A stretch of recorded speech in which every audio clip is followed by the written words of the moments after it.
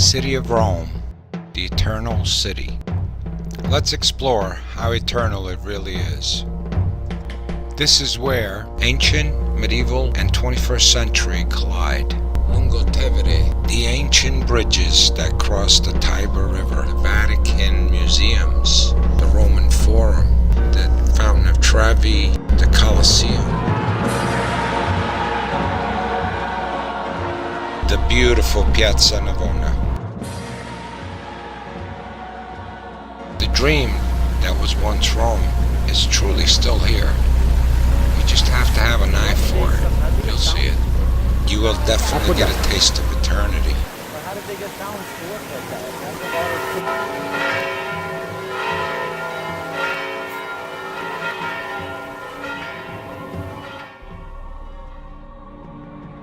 St. Peter's Basilica in the Vatican City, the center of the Catholic world,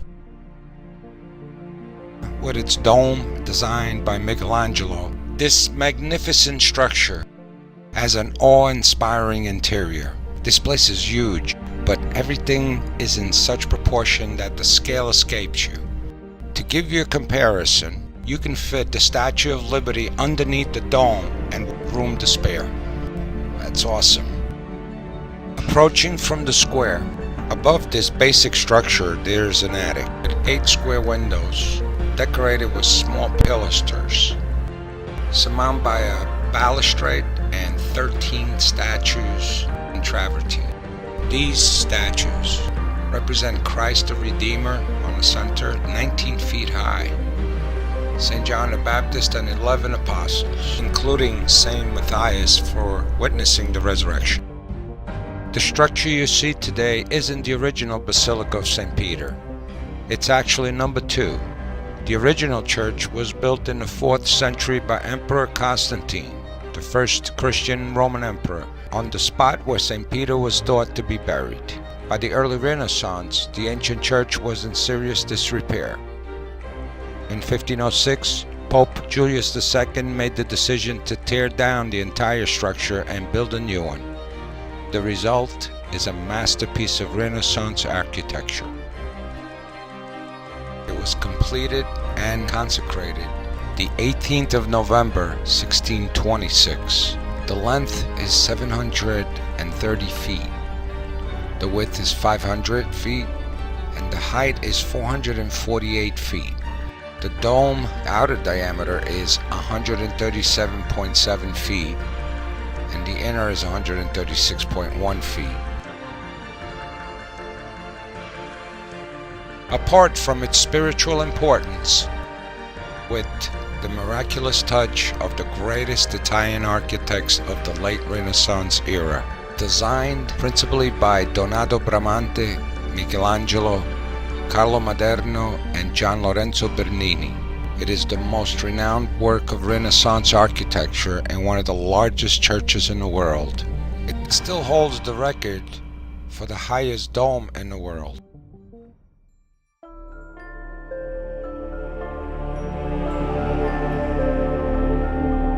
We enter the portico through the main entrance. The northernmost door in bronze is the Holy Door, which is by tradition only open for great celebrations such as the Jubilee years. The most recent openings was when Pope Paul II opened the Holy Door in the Jubilee years of 1983, 84, and 2000, 2001. Well, what's behind? Get into St. Peter. Just imagine, pilgrims have been entering here for centuries. World leaders, emperors, kings, queens, dictators, presidents, prime ministers, believers and unbelievers. They pass through the same doors to visit the most holy and grandiose church on earth. As soon as we enter through the bronze doors, our eyes point directly at the altar. Il baldacchino made by Bernini, illuminated by a bright light shining from the windows of Michelangelo's dome. We are at the first altar to the right of the entrance. It is Michelangelo's Pietà. Since its creation in 1499, it has inspired emotion, faith, and imitation. Carved from a single slab of Carrara marble, it is the only work Michelangelo ever signed. The signature can be found across Mary's chest. He later regretted the vanity of this act and resolved never to sign a piece of his work again. He was only 24 years old. In the right front corner of the nave is the bronze statue of St. Peter, enthroned. It is robed and crowned, and on its outstretched foot, its right toes are worn down by centuries of pilgrims who traditionally touch the foot. And now the chapel of the baptistry. The lid is made of a rich bowl in red porphyry, believed to derive from the tomb of Emperor Adrian in his mausoleum, which is Castel Sant'Angelo today. And we arrive at the tomb of the great Pope John Paul II from 1978 to 2005. The tomb is really just a reflection of the life he led. It was a life of humility, prayer, and simplicity. Saint Pope John the 23rd, canonized on April 27, 2014, rests at the altar of Saint Jerome. We watch a procession of altar boys and priests going back to the sacristy after one of the many masses that are celebrated here throughout the day.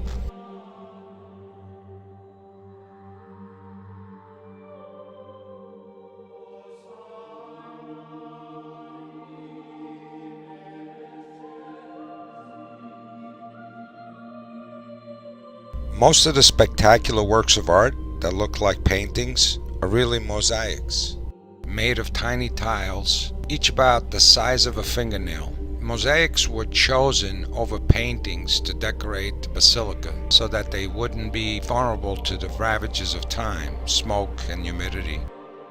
Eternal art for the eternal church.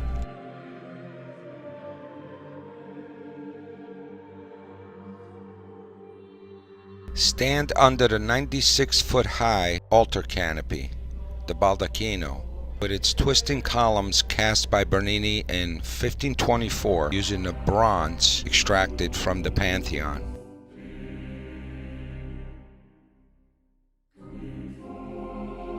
Below the papal altar, it's the sunken Confessio, the 17th century chapel named in honor of the Confession of Peter. It is better seen from the crypt or grottos below, where there is a glass wall looking into it. Although the baldacchino and the papal altar stand over Peter's tomb, the tomb itself cannot be seen either from here or in the crypt. Peter's tomb is on the other side of the niche at the back of the Confessio, and it can only be seen in a special Scavi tour of the ancient necropolis. Many people do not know, but this is built on top of an old Roman cemetery. Behind the altar, against the back wall, there is a massive confessionary of gold and bronze in filtered sunlight with the symbol of the Holy Spirit coming through, called the Cathedra Petri, the throne of Peter. Within the four piers supporting the dome are the statues associated with the basilica's primary holy relics. Saint Helena holding the true cross. Saint Longinus was the Roman centurion who pierced the side of Christ to the lance. He is said to have converted after experiencing the darkness after Christ's death. The southeast pier, St. Andrew, with his trademark diagonal cross upon which he was martyred. The relic is Andrew's head, which was returned to the Greek Orthodox Church in 1964. Saint Veronica. This one's my favorite for some reason. She was the poor pious woman who Jesus cured and who met him again on the road to Calgary, where she wiped his face when he fell under the weight of the cross. Miraculously, he left the image of his face on the cloth. The Crusaders brought back a veil of Veronica to Rome from Jerusalem. It was highly venerated, especially during the Middle Ages, and it was mentioned by Dante in the Divina Commedia.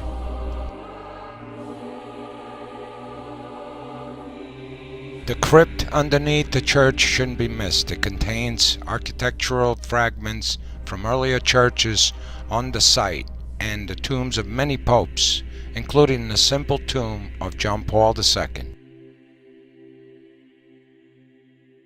On your way out, as you exit from the crypt, is the entrance to the dome and roof in the northern courtyard between the church and the Vatican Palace. The views from the gallery around the cupola provide an impressive sense of enormity of the church. Along the base of the inside of the dome is the inscription of Matthew in letters 8 feet high. Translated, it means, "You are Peter, and on this rock I will build my church. I will give you the keys of the kingdom of heaven."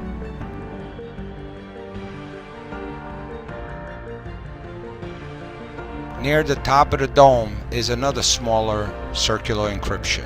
Translated, it means, "To the glory of St. Peter, Sixtus V, Pope in the year 1590 and the 5th year of his pontificate."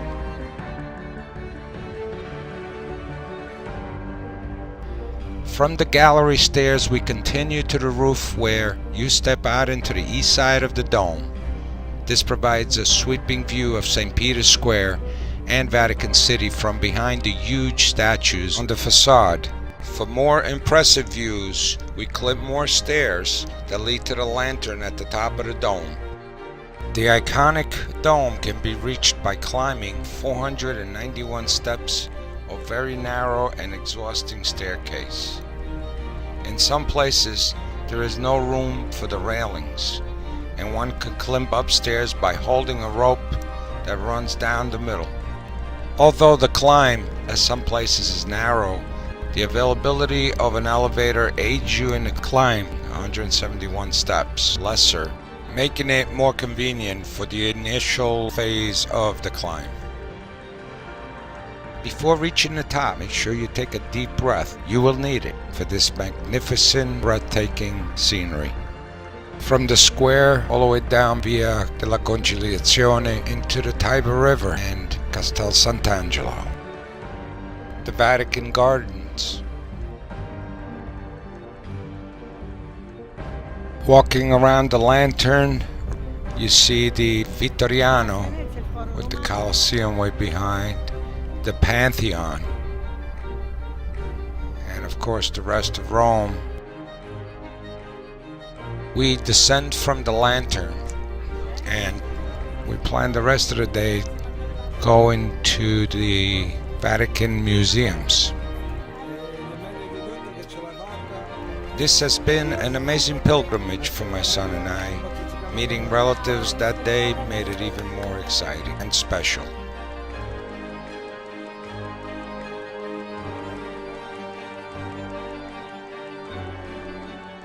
One last look at this beautiful scenery before we head down. It's hard to believe they raised all these materials, including statues, with just wooden cranes and plain old labor.